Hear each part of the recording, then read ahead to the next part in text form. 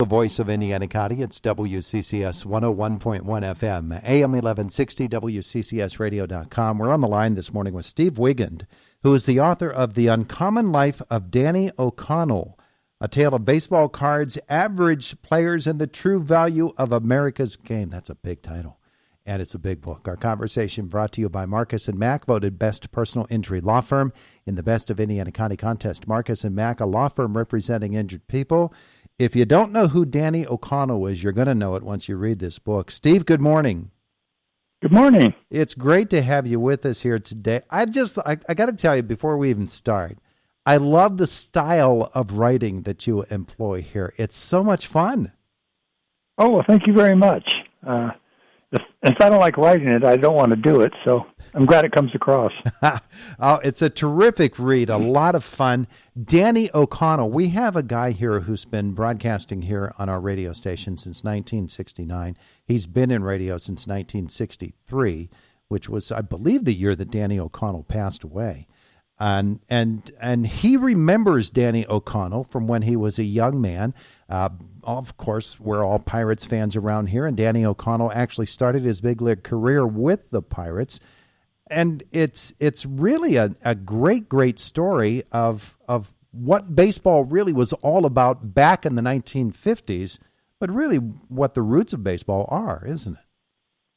Yeah, I hope so, because, you know, that baseball in the 1950s is often called the golden era of the game, and O'Connell's career really reflected that, which was kind of one of the reasons I was intrigued enough to write the book. His career started in professional baseball in 1946, just after World War II ended, and it ended in the early 1960s when baseball began to expand the number of franchises from 16 to what is now 30. And his career perfectly mirrored that era. So his personal story is the story of baseball during that time. Really is. And you make a point early in the book that for all of the baseball reading that I have done down through the years, is a point that I've never seen made before and made so very, very well. And that is that when Danny O'Connell was starting out as a professional baseball player, there at the beginning of the post-war period, there were literally hundreds and hundreds, thousands of baseball players coming back from the war, and they all wanted their old jobs back. And here's this young kid, Danny O'Connell, just a teenager, and he's trying to get one of those jobs. It was tremendously competitive just to earn a place on a baseball team back then. Yeah, it was hugely competitive because, as you said, you had all the veterans coming back from World War II that wanted their jobs back in baseball. You had the players who had been playing during the war years, who admittedly, most of them weren't very good. And then you had the thousands of kids like Danny O'Connell who were coming out of high school and wanting a chance of professional baseball. So it was hugely competitive and very difficult to make a team. And then remember on top of that there were only 16 major league teams and only 400 jobs at the major league level at the time. So it was tough going. So here's this kid, he's coming out of New Jersey, named Danny O'Connell, and people today probably don't even remember the name. But when he came out and when he finally made it to the big leagues, he was thought of as a really, really special talent. When he came up to the Pirates in 1950, he was one of the players that was going to take the Pirates from the cellar to much more success on the field. He finished third in the Rookie of the Year voting in 1950, even though he only played a little more than half a season. And then Uncle Sam took him away because the Korean War was going on, and he was drafted, and he lost the next two seasons to the Army. Came back in 1953 for the Pirates, was their most valuable player, had a great year, was a coming superstar, and the Pirates did what the Pirates did in those days, which is they sold him to the Milwaukee Braves for six players named Who, and a really hefty $200,000, which was a whole lot of money then and now. Yeah, it's amazing. Danny O'Connell probably was not the biggest fan of Branch Rickey in his entire life. But Rickey got rid of him twice. Got rid of him twice. He was originally drafted by the Dodgers when Branch Rickey was head of the Brooklyn club. He got to the highest level of minor league ball with the Dodgers organization, and was on a bus and sat down next to Jackie Robinson at the end of the 49 season, and Robinson told him he'd been sold to the Pittsburgh Pirates, traded and sold for cash. So he goes to Pittsburgh, and he's very happy to be there, and he thinks, now I'm going to make some real money because I'm away from Branch Rickey, who was a notorious skinflint when it came to player salaries. And he finds out that Branch Rickey is now the new general manager of the Pittsburgh Pirates, who then trades him after his best year to the Milwaukee Braves. So you write his career, and we follow him through his major league career, and it's a pretty good career. This guy made his way in the major leagues. He was very, very well thought of. You make a great point as well about the fact that he was one of those almost type of players. He just missed out on this or on that, and really it was the difference between being an everyday player in the major leagues, which was a pretty good living and a pretty good, pretty well thought of, and being an actual star in the major leagues. But he was very, very well thought of, and yeah, go ahead. Teammates loved him. His teammates loved him. He was the most popular player just about everywhere he went because he had a larger than life personality. He was very funny. He was in demand as an after dinner speaker because he was so quick witted. He could sing almost like a professional, so he was very popular in the clubhouse for that. He was good at cards. He was good at pool. He was good at shuffleboard, and just a great guy to be around.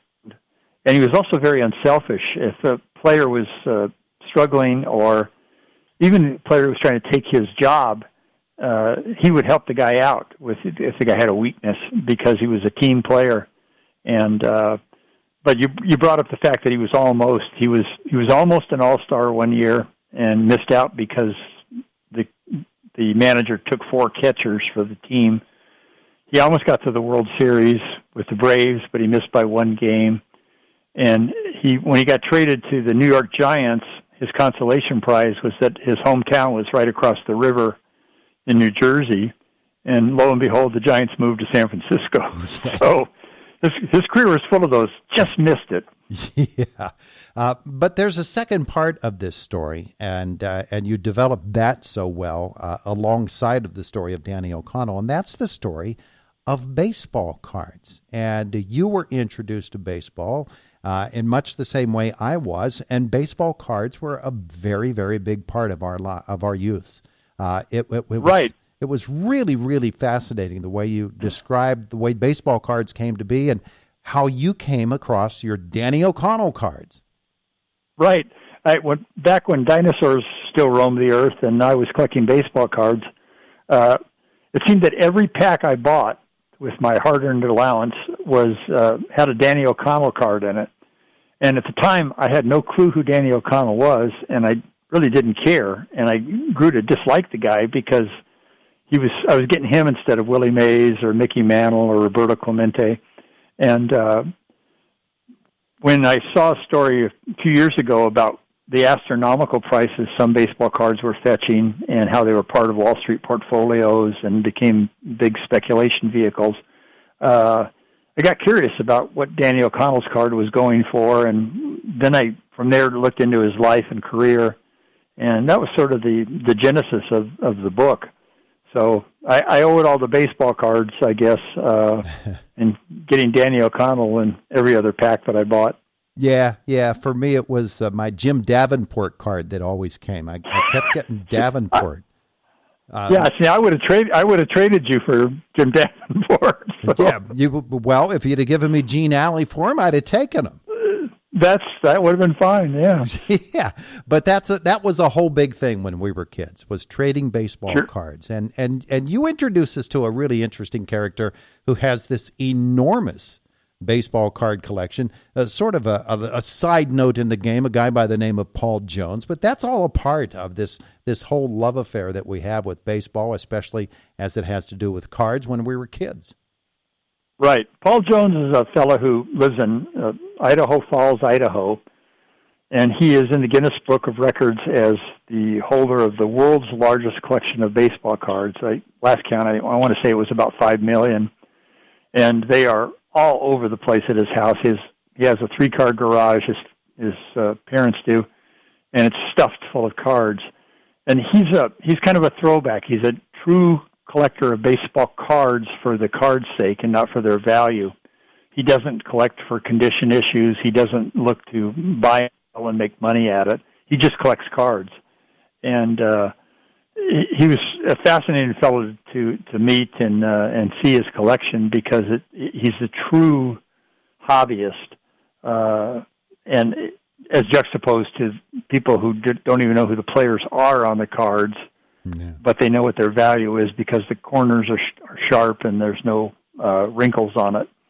And I don't mean to denigrate that, but because it's just another way of making money, but it gets away a little bit from the hobby aspect of baseball cards, which what they were originally meant to be. This is such a great read, The Uncommon Life of Danny O'Connell. Everybody that reads it seems to really love the way that you approach it. And we don't have much time left here this morning with Steve Weigand. But the story of his relationship with his wife, Vera, of the way that she carried on after Danny was suffered an untimely death at such a young age. And that's all a part of this. But it really is a well-done, fascinating, fun read about baseball when it was done in a whole different way than it is done today. Steve, I want to thank you so much for coming on board and joining us here this morning on Indiana in the Morning. Well, thank you for having me, Todd. I appreciate it. Now, how do people learn about you and about your book? They can buy the book just about anywhere you can buy a book. You can get it from Amazon, from Barnes & Noble, from your local bookstore. If your neighbor has an extra copy, you can maybe buy one from them. And you can look for more information about it on my Amazon page. Just go to Amazon and type in my name or Danny O'Connell's name, and it'll pop up and tell you all about it. It's a lot of fun. Steve Weigand has been with us. The Uncommon Life of Danny O'Connell. And it is the voice of Indiana County, WCCS. Steve, have a great day. Thank you. You too.